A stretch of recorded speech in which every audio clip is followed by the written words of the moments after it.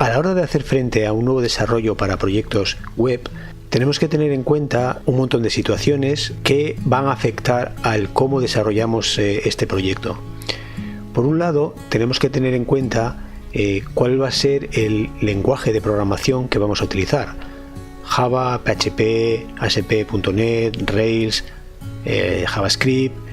En base a cuál será el desarrollo que vayamos a hacer, nos podremos decantar por un lenguaje u otro. A lo largo de mi trayectoria profesional he tenido que trabajar con todos los lenguajes, con todos estos lenguajes de programación. Actualmente me estoy centrando más en el desarrollo de PHP. Aún así, Java, bueno, pues está ahí como uno de los lenguajes más utilizados en la actualidad. Realmente no encuentro el por qué Java es el lenguaje más utilizado. De forma académica sí que está muy bien, porque se basa en conceptos pues eso, muy académicos, muy estrictos. Hay que definir clases y demás, pero a la hora de trabajar en entornos web se vuelve un poco complejo de manejar o de administrar.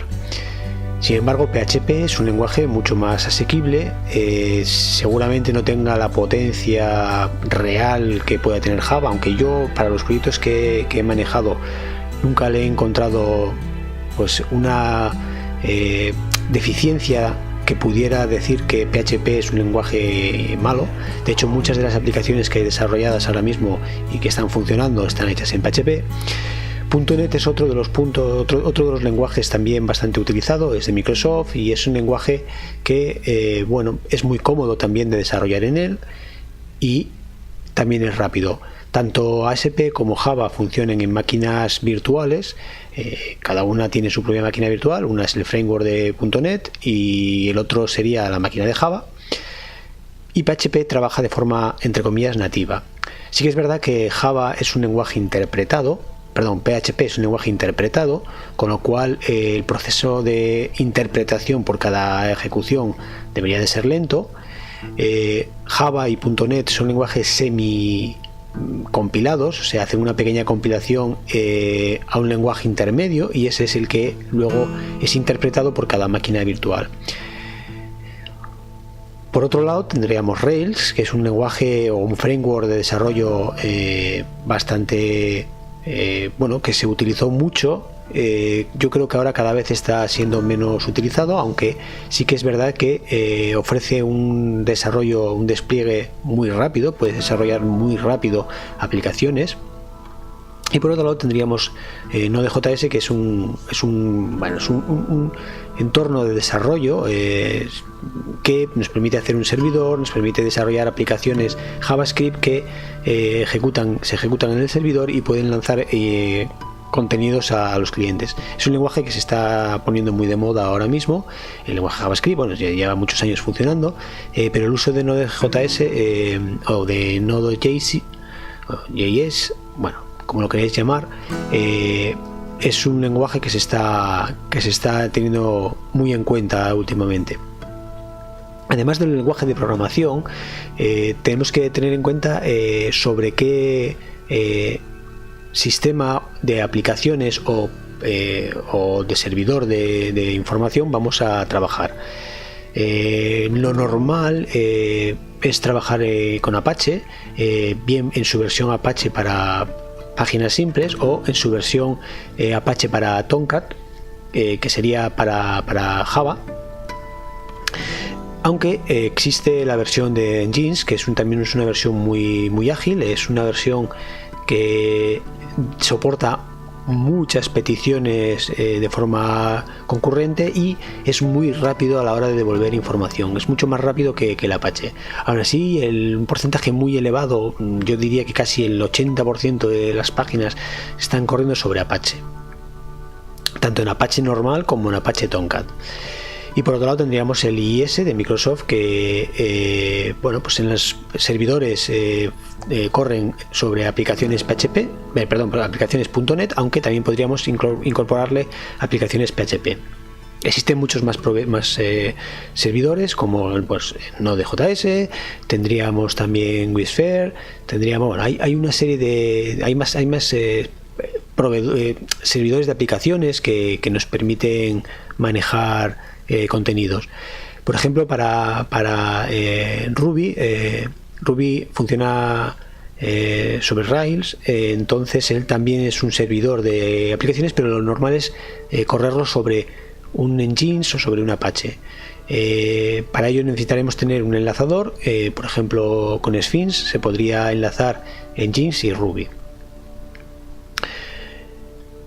Además del lenguaje de programación y sobre qué servidor de aplicaciones o servidor de páginas vamos a trabajar, necesitamos saber sobre qué base de datos vamos a almacenar nuestros datos. Existen un montón de gestores de base de datos, como MySQL, que es una de las más utilizadas, Oracle para empresas, Postgre también es un servidor bastante utilizado, y ya si nos vamos a bases de datos no relacionales, tendríamos MongoDB. Bueno, hay muchas más, hay muchas más bases de datos. Podríamos incluso utilizar bases de datos que estén alojadas en otros servidores, como por ejemplo bases de datos que nos ofrecen nos ofrece Google. Pueden estar basadas en XML o demás. Ahí habría que mirar un poco el rendimiento de cada uno de ellos. Además podríamos utilizar bases de datos ligeras. Bueno, esto también tendríamos que saber cuál es nuestro gestor de bases de datos para poder enlazar con nuestras aplicaciones. Una vez que ya sabemos sobre qué sistema operativo vamos a trabajar, sobre qué gestor de aplicaciones, sobre qué lenguaje de programación y sobre qué bases de datos, tendríamos que decidir si utilizar un framework que nos permita gestionar todo ese conjunto de funcionalidades o realizar nuestra programación de forma manual.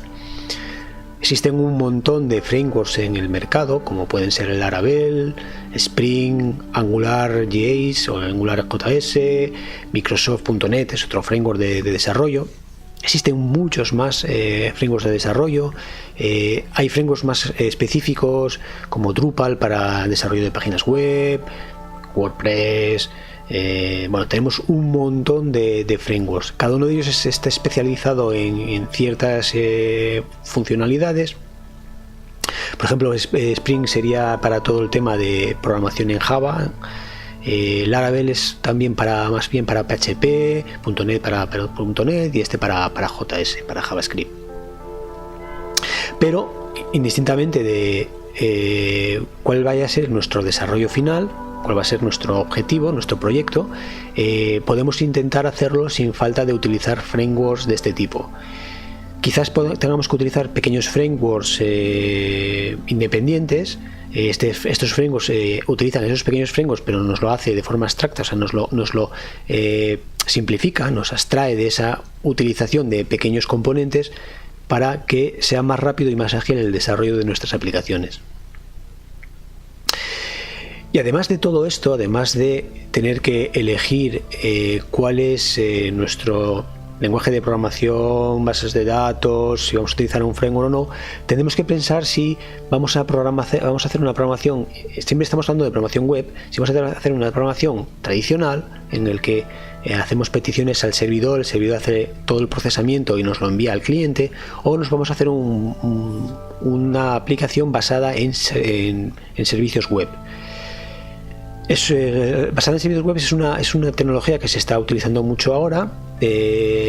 Lo que hace es, en vez de tener todo el trabajo, la mayoría del trabajo en el servidor, lo que hace es lleva parte del trabajo al cliente y el servidor solo se dedica a hacer pequeñas acciones para que sea más rápido lo que es la comunicación. Esto agiliza el desarrollo, agiliza el tiempo de respuesta y por tanto hace que la aplicación sea como más ágil y más ligera y que tenga una mejor experiencia de usuario para la persona que utiliza la aplicación. Obviamente, cuando ya os digo, tenemos que ponernos a utilizar o a pensar en el desarrollo de una aplicación, tenemos que pensar todas estas cosas. Tradicionalmente, el ciclo de vida de un desarrollo es algo parecido a esto que veis aquí. Habría que hacer un análisis, un diseño, una construcción, una implementación, una revisión, habría que hacer pruebas, habría que hacer un montón de historias. Cada una de ellas deberían de ser un paso, o al menos cuando nos basamos en metodologías de programación como Métrica 3 o como UML, o bueno, cuando hacemos patrones de diseño, pues siempre se tiende a hacer que cada una de las partes que están implicadas en el desarrollo se hacen de forma independiente. Antes de empezar a hacer el código hay que hacer un análisis, luego hay que hacer un diseño. Ese diseño pues implicaría la construcción de todos los esquemas, de todos los diagramas, de toda la tal. Luego pasaríamos a hacer la construcción del código. Podríamos hacerlo de forma abstracta y luego de forma programada, y luego una implementación. Obviamente todo este desarrollo es un desarrollo, todos estos procesos son unos procesos muy lentos, porque toda la parte de analítica o de diseño depende de mucho tiempo. Sí que es verdad que dedicarle un tiempo al diseño y un tiempo al análisis del problema nos ayuda a que nuestro software sea mucho más eficiente, o que esté mejor construido, mejor diseñado.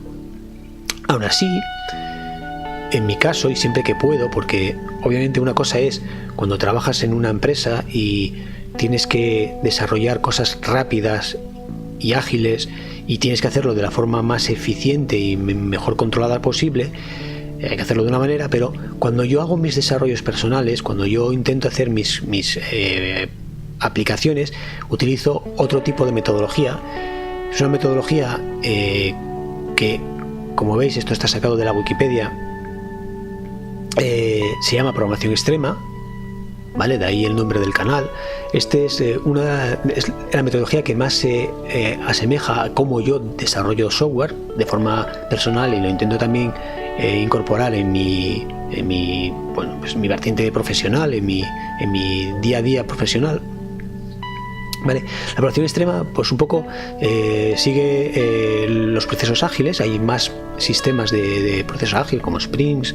Bueno, hay muchas metodologías para hacer programación ágil, y esta se basa básicamente en que hay que hacer aplicaciones que se adapten en vez de que sean previsibles. O sea, que en vez de ver lo que necesitamos hacer, hacemos aplicaciones que se adapten a las necesidades según nos vayan llegando.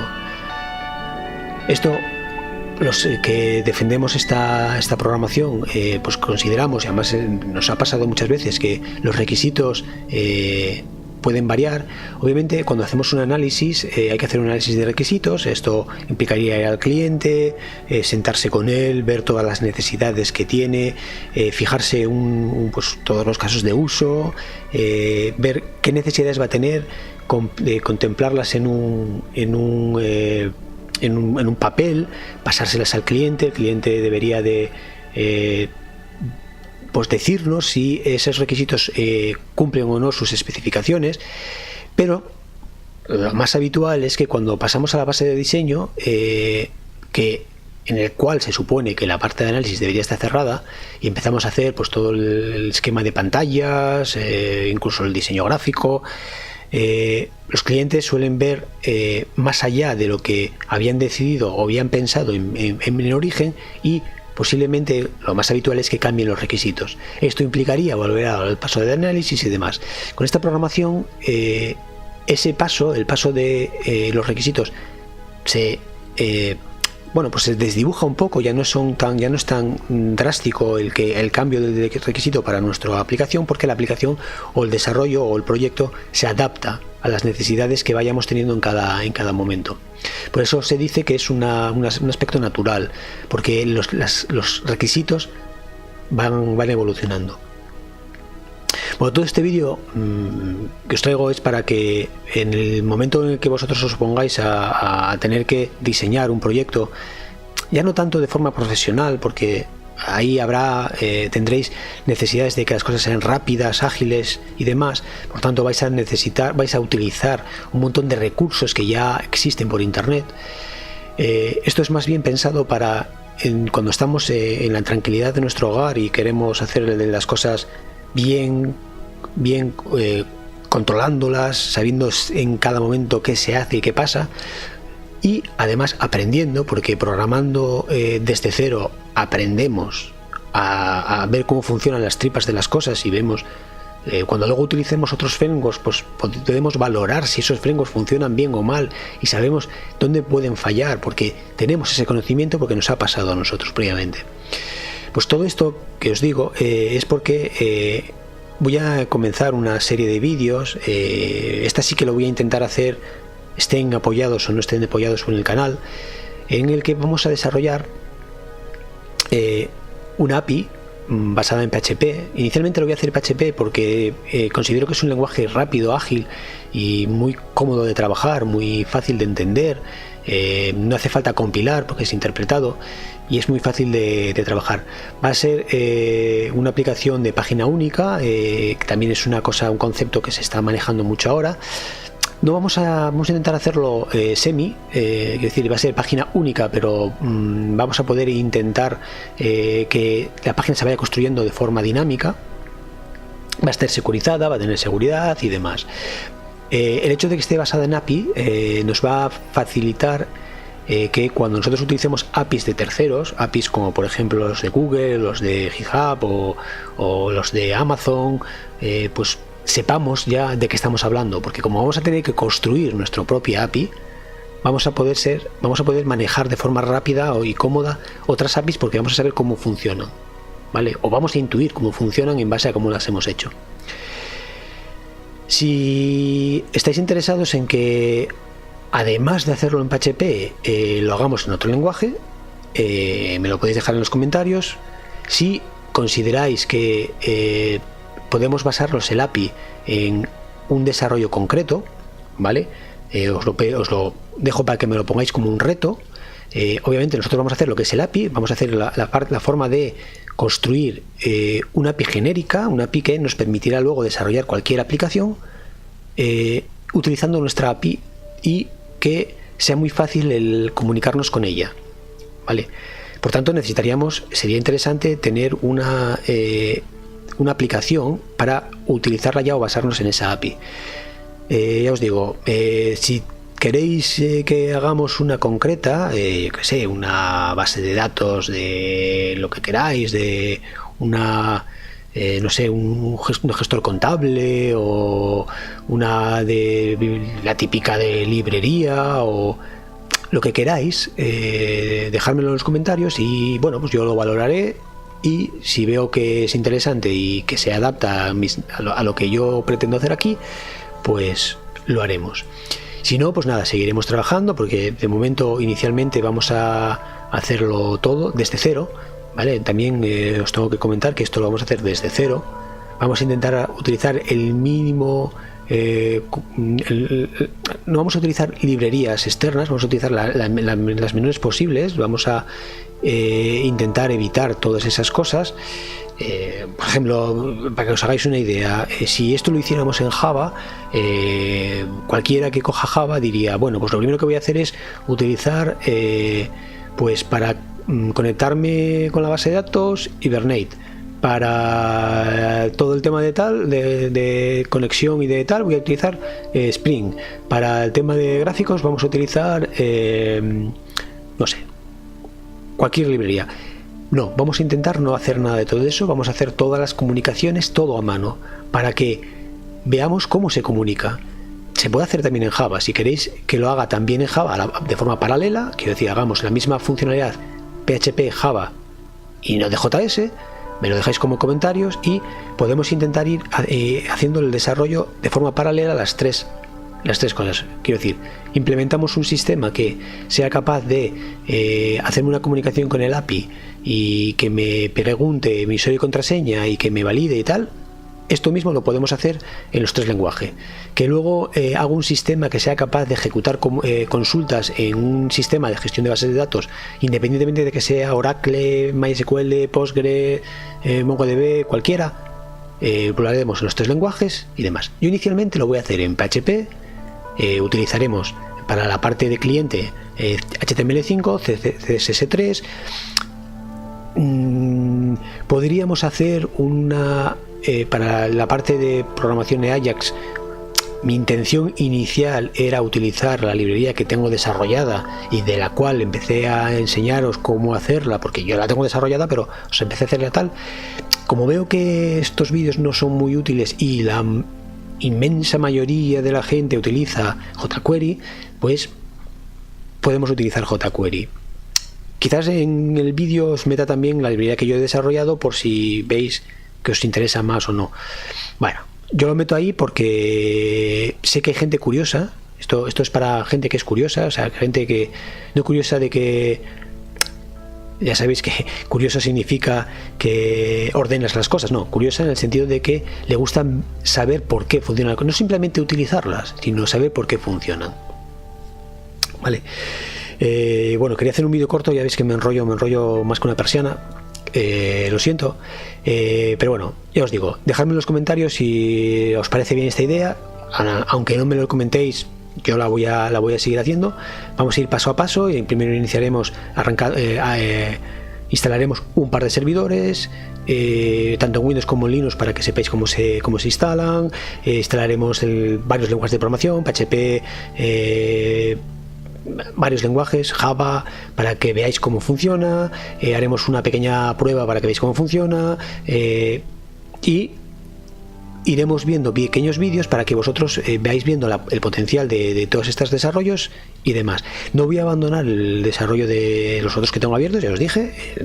Seguiremos con la parte de robótica, la parte de visión, y sí que me gustaría hacer este tipo de vídeos porque me parece que es una tecnología que está muy de moda. Casi todo lo que se programa ahora se programa en web, y seguramente esta API también podremos hacer que con esta API podamos controlar el robot, ¿vale? De tal forma que yo pueda desde un entorno web, tener un entorno web, hacer un botón de moverte, esto haga una llamada a un sistema REST, este sistema REST se comunique con el robot y se mueva. Pero esto ya lo iremos haciendo una vez que ya esté el API y veamos qué posibilidades tiene. Así que dejadme en los comentarios y nada, gracias por verme, un saludo, chao.